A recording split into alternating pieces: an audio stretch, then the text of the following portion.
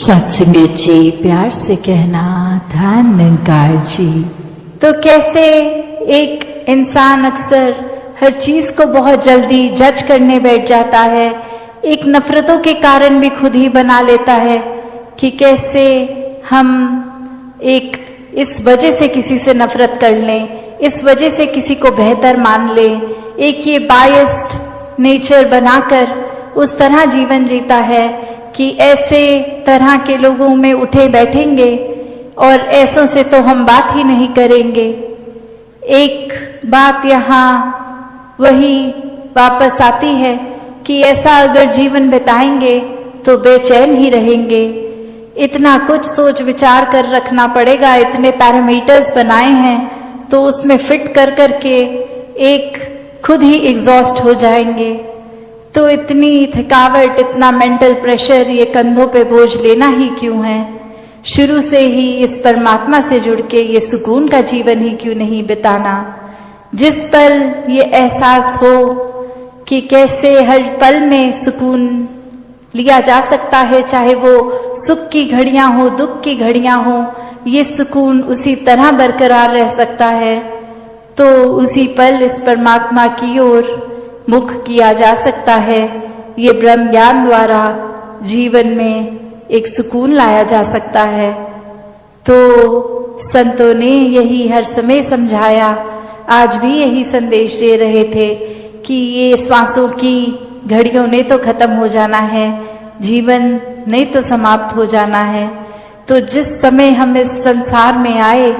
ये जो सुंदरता, ये चाहे प्राकृतिक थी या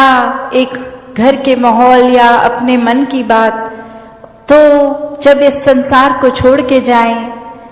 तो वो संसार जैसा हमें मिला था उससे बेहतर छोड़ के जाएं, चाहे घर का संसार हो या बाहरली एक ये दुनिया, एक इकोसिस्टम की बात हो। तो कैसे प्राकृतिक सुंदरता को भी जहाँ रखना हमारा फर्ज है, वहीं एक रूहानी सुंदरता हमारे मनों में हमेशा रहे, क्योंकि एक मानवीय गुण तब तक ही हो सकते हैं जब वाकई ही ये रूहानी ताकत, इस परमात्मा, ईश्वर, अल्लाह, इस निराकार से जब जुड़ते हैं, ये देखकर अपने जीवन में इसको शामिल करते हैं हर पल में, तो ये रूहानियत से इंसानियत का जीवन आ जाता है। फिर सारे ये ह्यूमन वैल्यूज एक बाय प्रोडक्ट की तरह ही जीवन में रहते हैं। फिर छोटी छोटी चीजें अगर हम जीवन को जीते हुए गलत भी करते हैं तो वो मन में भाव आ ही जाता है कि ये कुछ यहाँ हमें सेल्फ रिफ्लेक्ट करना है, हम अपने रास्ते से थोड़े से एक इधर उधर हो गए हैं। तो वापस ये संत प्रवृत्ति वाले ही होते हैं जो अपने अंदर झांक कर एक रीअलाइनमेंट करते हैं खुद की। हमेशा वापस ये नाता अगर टूट भी गया किसी वजह से, परमात्मा से एक डिस्ट्रैक्शन कुछ आ भी गई, तो कैसे वापस रियलाइन करना है इस परमात्मा के तरफ, ये एक सच्चाई, इस हकीकत के साथ वापस जुड़ना है। तो एक संतों का जीवन जीना तो वही बात है कि हर समय के लिए संत प्रवृत्ति बनना पड़ेगा। कुछ घंटों या कुछ लोगों के आगे दिखावा मात्र, एक good behaviour, best of your pretension self वाला बात तो नहीं, पर अगर हम बंद कमरे में अकेले भी उस नियत के हैं, उस प्रवृत्ति के हैं, तो लाखों लोगों से चाहे इंटरैक्ट करेंगे तो भी वो हमारा एक बेसिक ट्रू नेचर वैसा ही रहेगा। और एक ट्रू नेचर एक इंसान का क्या ही होता है, वो ये परमात्मा ही होता है कि जिन्होंने एक अपने आप को आधारित कर लिया परमात्मा ने, तो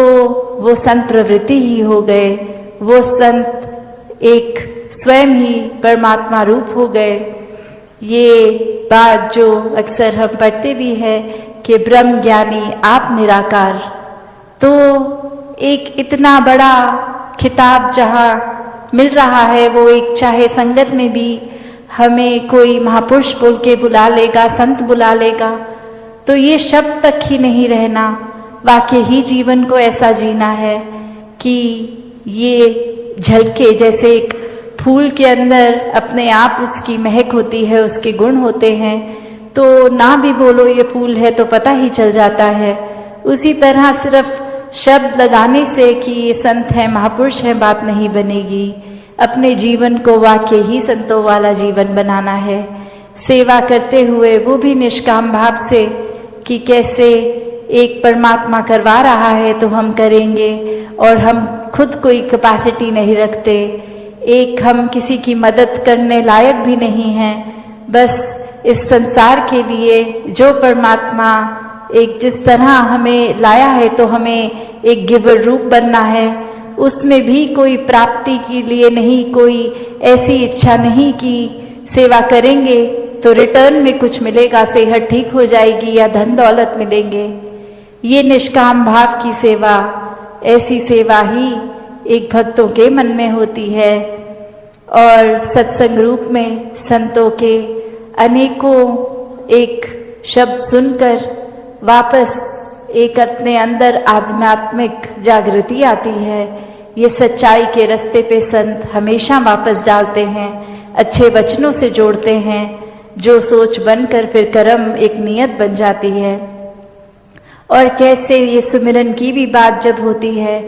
कि ये कोई शब्दों का ही सिर्फ उच्चारण नहीं है, ये सिर्फ शब्द ही नहीं बोलने,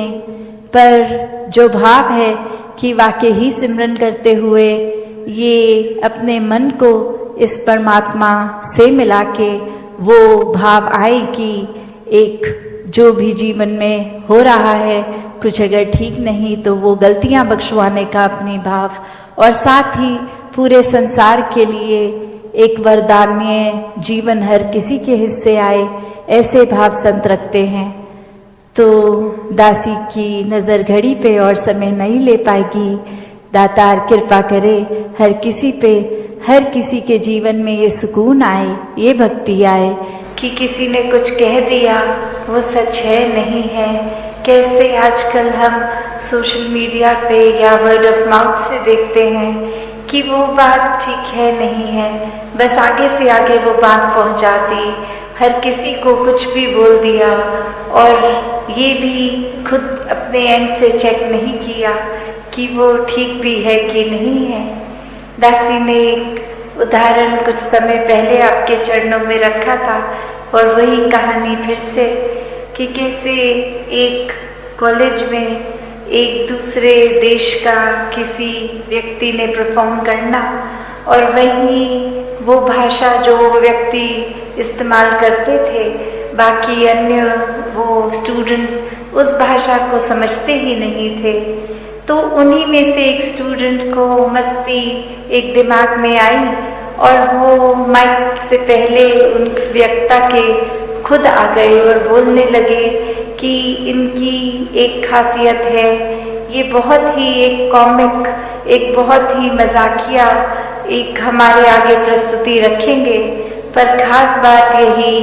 कि इनके चेहरे के ऊपर एक्सप्रेशन, ये मुंह के भाव चेहरे के बहुत ही सीरियस गंभीर दिखेंगे। हो सकता है एक हमें उनकी आवाज टोन से लगे कि ये गुस्सा भी हो रहे हैं, पर ये सब कुछ एक मजाकिया ही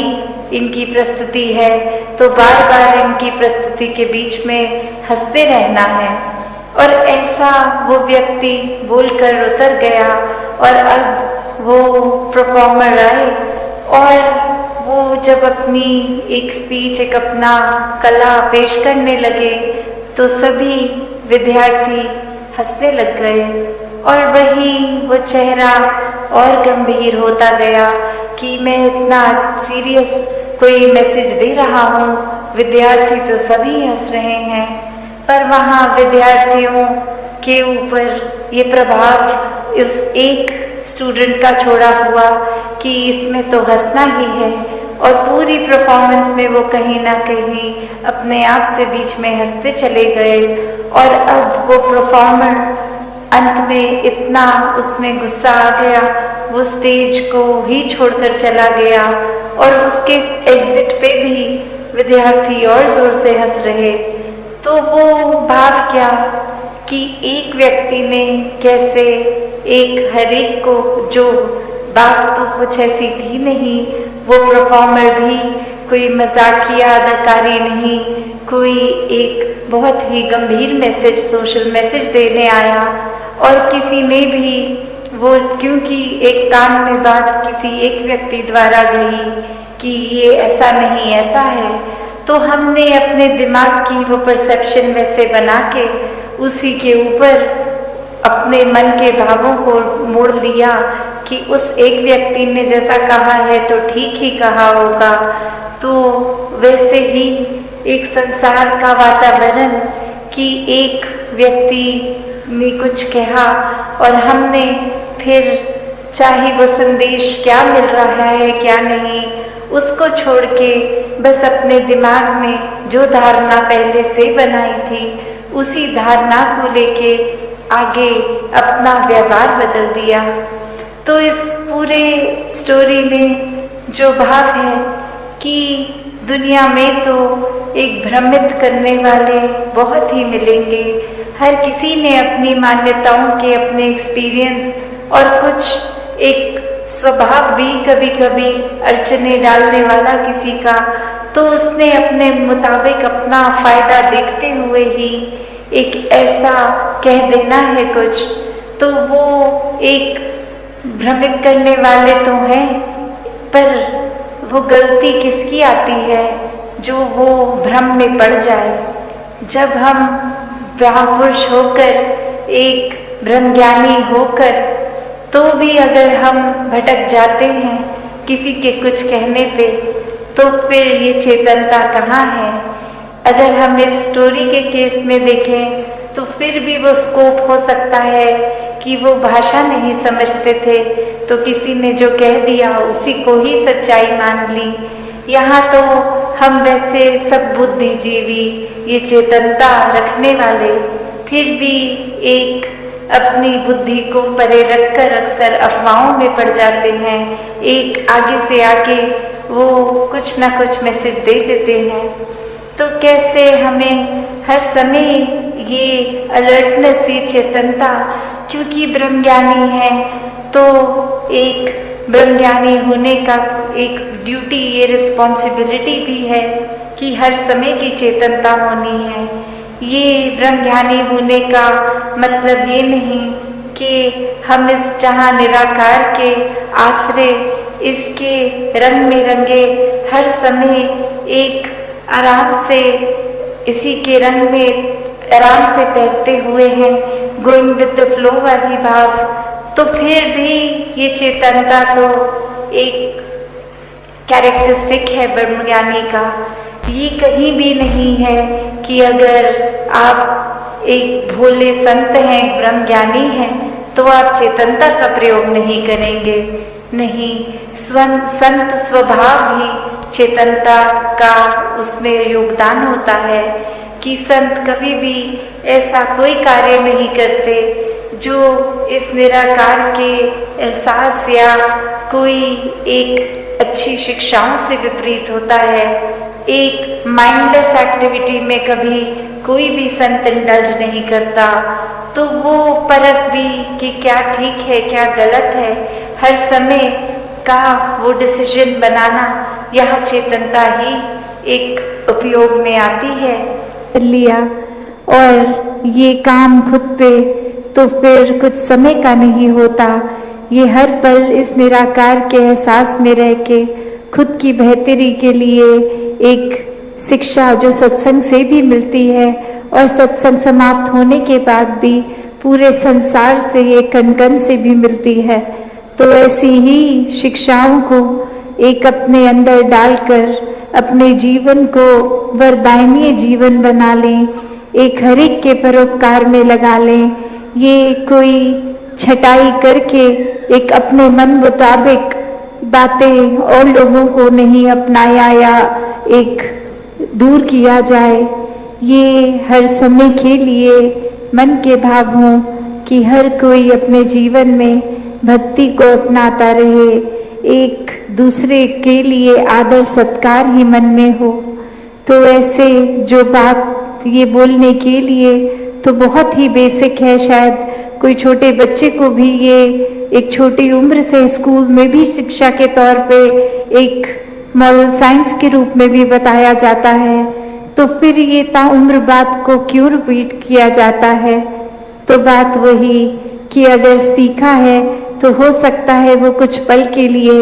उस तरह से बात प्रभाव छोड़े, पर अगर वो अंदर से ही बात रहती है तो वो हमेशा के लिए रहती है। उसकी कोई शेल्फ लाइफ छोटी कम देर के लिए नहीं, वो गुण फिर हम पहले खुद ही बन जाते हैं। तो जब हम खुद ही वो गुण बन गए, चाहे वो प्रेम बन गए, चाहे विशालता बन गए, चाहे अनेकों गुण जो भी हैं वो बनते जाएंगे, तो जीवन भर वो स्वभाव में भी टिकेगा। तो ऐसा ही जीवन भक्तों का रहा है कि ऊपरी ऊपरी कोई सिखाई नहीं, ये तो रोम रोम अपना इस निराकार के हवाले है और इसी में एकमिक वाली अवस्था है। तो ऐसा ही भक्ति भरा जीवन हर कोई जीता जाए, सेवा सिमरन और सत्संग को प्राथमिकता देते हुए अपने जीवन के हर काम किए जाएं, और उसमें भी फिर वो सेवा रूप ही होगा, चाहे वो किसी प्रकार का भी एक ठीक नियत से किया गया काम हो, कोई चतुर चालाकियां ना उसमें मिले। तो दातार हर एक पे कृपा करे कि हर एक के दिल और कोमल होते जाएं, हर एक के मन के भाव और शुद्ध होते जाएं, हर कोई निष्काम भाव से सेवा करता जाए, एक पूरे संसार के लिए ही एक हमारा एक कंपैशन भी मन में हो, और उसी तरह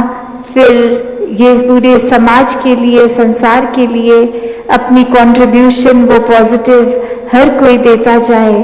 हाथों से सेवा करते हुए ये भाव मन के हर एक के वही रहते हैं, कोई दिखावा नहीं रहता संतों में कि हम में बल कितना है, हमें एक घंटे में कितनी